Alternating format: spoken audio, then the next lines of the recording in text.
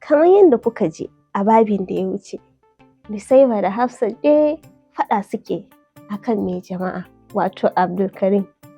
To, ko ya faɗan ya ƙarasa? Bari mu je a cikin wannan babin. Wani matashi cikin masu rabon faɗan ya kalle su cikin takaici ya ce, kun san Allah, ku rufa ma kanku asiri, ku tattara ku bar anguwar nan kafin mai jama'a ya fito. In ba haka ba, kuma kun san sauran. Cewar wani daga cikin samarin da suka raba faɗan. Yana gama faɗa ya juya tare da shigewa cikin gidan da yake nan daura da majalisar tasu. Kawar Hafsa da tun farko take ce mata, kada ki tankawa Nusaiba, bayan ta ɗauko ruwa a cikin mota tana cewa, kin ga Hafsat, ki zo mu wuce, ni dai kin san ban son tashin hankali. Ku kullum da kun haɗu, ko a ina sai kun raba hali? Ta yi maganar tana zuba ruwa a hannuwanta tana wanke ma Hafsat ɗin fuskanta da aka fashe ma hanci. Jini sai zuba yake. Karima, ki bar ni in koya ma yarinyar nan hankali. Wani shegen ya ce mata ta fi ni son mai jama'a. Wallahi, duk yanda take ji tana son shi, na tabbata na fita. Saboda ni kwana nake tashi a zuciyata. Wallahi yanzu na fara son mai jama'a. Dole ne ta bar ni da masoyina. To, saki Karima ta ja cikin tarin jin haushi. Ta ce, ai kin ji abin da kullum yake haɗa ni da ke kenan. Wai ke fi sabillahi, yaushe za ki ma kanki karatun ta natsu. Ke ba masoya kika rasa ba. Da kyanki da komai, amma kin manne ma Abdul. Wai ko kunya ba kya ji? Ni fa gani nake in biki girmi Abdul ba, to za ku zama kankan da shi. Wallahi in kika ci gaba da haka, zub da ajinki a kan shi kike. Kina tare da wahala kuma za ki ce na faɗa miki hakan wata rana. Don tabbas ke ma kin san gaskiya nake faɗa. Yanzu ina amfanin abin da kuka aikata.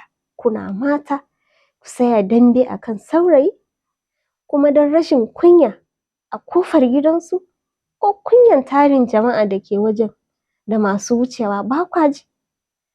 Yanzu duba yanda aka fasa miki hanci. Faɗa min, wani amsa za ki ba mutanen gidanku idan suka tambaye ki garin yaya hakan ya faru? Da kyar Hafsat ta dago kanta bayan jinin ya tsaya, tana kallon kawarta ta ce, Karima, don Allah ki kyale ni. Ba na son yawan surutu. Ba na jin zan iya tuki a halin da nake ciki. Ki ja motar mu bar unguwar nan. Don ba na son Abdul ya fito ya tadda ni a nan. Raina kara ɓaci zai yi. Faɗe baki Karima ta yi, ba tare da ta ce komai ba. Ta kama ta zuwa gefen mai zaman banza, ita kuma ta kewaye gefen direba. Ta ma motar ke suka bar unguwar. Ko ita ma dai Nusaiba bata saya ba, bayan matasan sun bata ruwa ta wanke bakinta da ya fashe.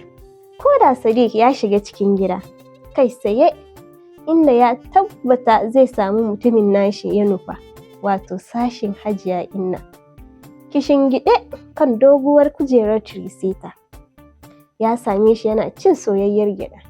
Ko sallamar da ya yi Inna bata amsa ba, sai juyowar da ta yi tana sababe. O ni Aminatu, na ga abin da ya fi zare tsaye. Wai mutum bashi da halin da zai yi ɗan abin shi da kwaɗayi ya ci? Sai kun zo kun baibaye shi kamar wasu sabbin mayu? Shi wannan ɗan mai karfe, gashi ya zo wani sake-sake ya a falo. Ko taya mishi gyaɗar ma ban yi ba, amma kaga yadda ya wafce mu kusan rabi. Gashi kai ma zalo-zalo ka biyo bayan shi. Kuma yanzu don Allah, idan na hana ka gyaɗan nan, ba za ka koma gefe kana tsine min a zuciyarka ba? Ka ji tsohuwa.